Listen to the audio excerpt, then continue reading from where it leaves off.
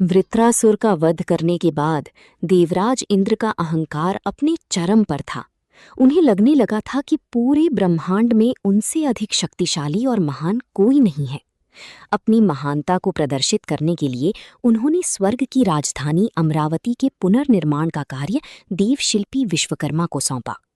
विश्वकर्मा ने एक से बढ़कर एक भव्य और सुंदर महल बनाए, लेकिन इंद्र कभी संतुष्ट नहीं होते। उनकी हर दिन नई और असंभव मांगों से विश्वकर्मा बुरी तरह थक चुकी थी। परेशान होकर उन्होंने ब्रह्मा जी से प्रार्थना की और फिर ब्रह्मा जी ने भगवान विष्णु से सहायता मांगी। अगले दिन अमरावती में एक छोटा लेकिन बेहद तेजस्वी ब्राह्मण बालक इंद्र के दरबार में पहुंचा।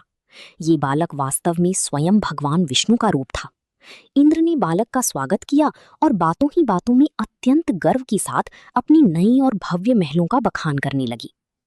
तभी उस बालक की नजर दरबार की फर्श पर एक कतार में चलती हुई चींटियों पर पड़ी। चींटियों को देखते ही वो बालक जोर जोर से हंसने लगा।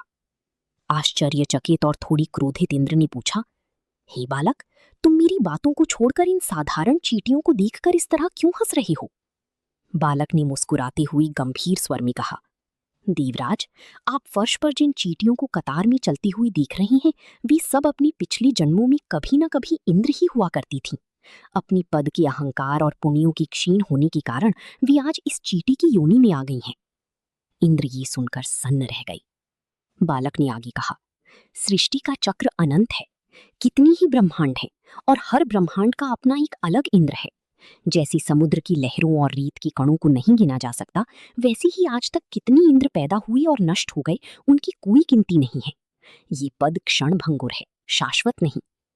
ये परम सत्य सुनकर इंद्र की माथी पर पसीना आ गया। उनके असीमित अधिकार और अमरता का भ्रम टूट चुका था। एक साधारण चींटी के उदाहरण ने उनके उस विशाल अहंकार को पल भर में चूर चूर कर दिया, जिसे कोई असुर भी नहीं तोड़ पाया था। इंद्र ने तुरंत अपने अहंकार को त्याग दिया।